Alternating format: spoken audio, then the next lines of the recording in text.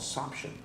Now, this can lead to food shortages, which leads to inflation. I mean, food inflation, price increases, making it difficult for people to afford what to eat. And what does it mean when people can't really afford what to eat? That means their primary focus of earning income is going to be on what am I going to eat? And that is not the right mindset, because when are they going to save to invest?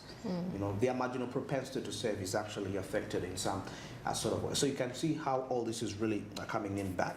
And now we see the aspect of environmental degradation. Now this is mainly accompanied with cash crops, you know, because you use insecticides, the pesticides, and these have significant impact on the environment, which leads to changes in seasons. And once seasons change, it's quite unfriendly for East Africa, which largely depends on agriculture, because if you take a look at the different budgets of the East African nations, the biggest priority is agriculture, right? So what happens when we have actually affected the climate that is favoring our major game, you know? That means there is going to be a decline in agriculture, and once there is a decline in agriculture, that means the revenues are going to be affected that we get. Why? Growing cash crops to be exported, and remember, you have to maintain them by using insecticides and the pesticides. So you can see how exportation is having impact, economic impact back towards the East Africa, in East Africa. Maybe for now we can take a look at real case scenarios here. Let's have some sort of some statistical information right there as we try to compare and contrast of the different nations for now. Yes, now this is how the impact really of agricultural materials. You can see that in Kenya, the tea industry accounts for over 20% of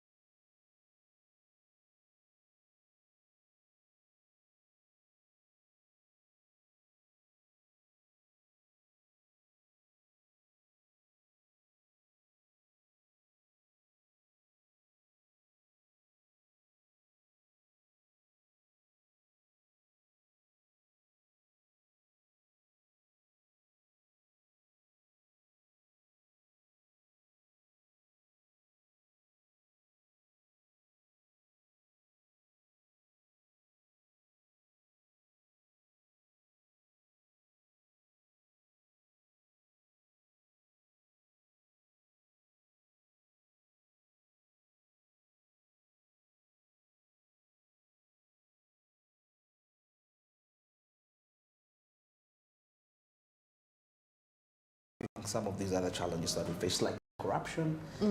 So you can see how a small matter can actually lead into, it can blossom. It starts from the ground. Once it's not sorted from the ground, it can actually come out and be very dangerous. And once it's not really put into control by the relevant authorities, that is destruction already.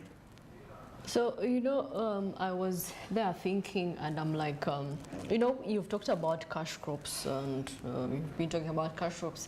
And of course, we have food crops that we actually produce more than the cash crops, like at a larger scale, more than, you know, if you talk of milk, we have milk that for a bigger scope compared to, you know, even some of the cash crops. Then we have bananas. Oh my goodness, a lot. Yeah. A lot. So, you know, I believe away from focusing on the cash crops, you could actually do the food crops. Because at the end of the day, every nation needs to survive on food, you know? So how about we strike a balance, you know? Those that are into cash crops should do cash crops, and then we could focus, for the small scale farmers could focus on the production of food at a higher scale. At a higher scale. Yeah. If the big companies are looking at these cash crops, how about the small scale companies or farmers focus on the food, the food crops, you know, so that they can actually provide within. Yeah. Very true. And we see that also governments in East Africa should work together, that is to develop regional agricultural markets at the same time, and this would help reduce reliance on agricultural exports and promote the localization of agricultural systems that is within the region. Well, that is it for this discussion for now. It's exactly 24 minutes past 8, and this is Smart Mates Business, Andrew Barije, here with Masi Katsume, and earlier on we had Godwin, of course, being part of us. But of course, still to remind you that all these discussions are proudly powered by Zabu. That is a platform from Altex which has made your trading experience much more easy and friendly. And well, Zabu made the trading much more easy. You can actually buy bonds and securities for 15,000 Ugandan shillings by simply dialing *292#. Now, the markets as I speak right now, they already open. They open at 8:15. That is just about 10 minutes back. And they're going to be running up to 3:15 p.m. That is East African time. This is effective Monday up to Friday, apart from the weekends and the public holidays when this market's going to be accessed. But I believe that's not the big deal. You have the rest of the days to make money.